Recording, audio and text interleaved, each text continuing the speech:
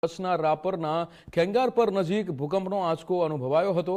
સવારે 5:47 2.5ની તીવ્રતાનો આંચકો અનુભવાયો હતો, ત્યારે આસપાસના વિસ્તારના લોકોએ આ આંચકો અનુભવ્યો હતો।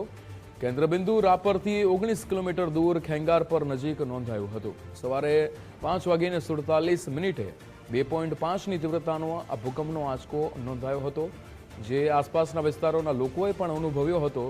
કેન્દ્રબિંદુ એ રાપરથી 19 કિલોમીટર દૂર ખેંગારપર હતું। તો જે રીતે કચ્છના રાપરના ખેંગારપર નજીક ભૂકંપનો આંચકો અનુભવાયો હતો।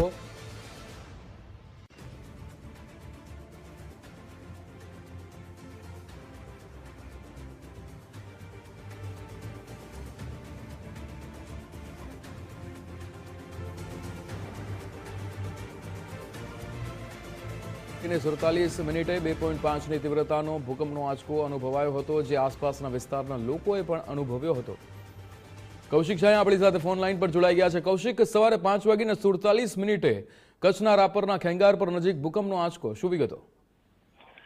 જી ચોક્કસથી વાગડના રાપરના ખેંગારપર નજીક ભૂકંપનો આંચકો અનુભવાયો હતો। 2.5ની તીવ્રતાનો ભૂકંપનો આ આંચકો અનુભવાયો હતો। આજે સવારે 5:47 આંચકો નોંધાયો હતો। આસપાસના વિસ્તારોમાં લોકોએ આ આંચકો અનુભવ્યો હતો। ભૂકંપનું કેન્દ્ર બિંદુ રાપરથી 19 કિલોમીટર દૂર ખેંગારપર નજીક નોંધાયું હતું। ઉલ્લેખનીય એ છે કે કચ્છમાં આવેલા 2001ના વિનાશક ભૂકંપ બાદ જિલ્લામાં સતત આંચકાઓ આવી રહ્યા છે। જૂની ફોલ્ટ લાઈન સક્રિય થઈ હોવાના કારણે આ આંચકાઓ આવી રહ્યા છે। હજુ એક સપ્તાહ પહેલા પણ એક પછી એક 3 જેટલા આંચકાઓ આવ્યા હતા। એટલે જોવા જઈએ તો જૂની ફોલ્ટ લાઈન સક્રિય થઈ છે।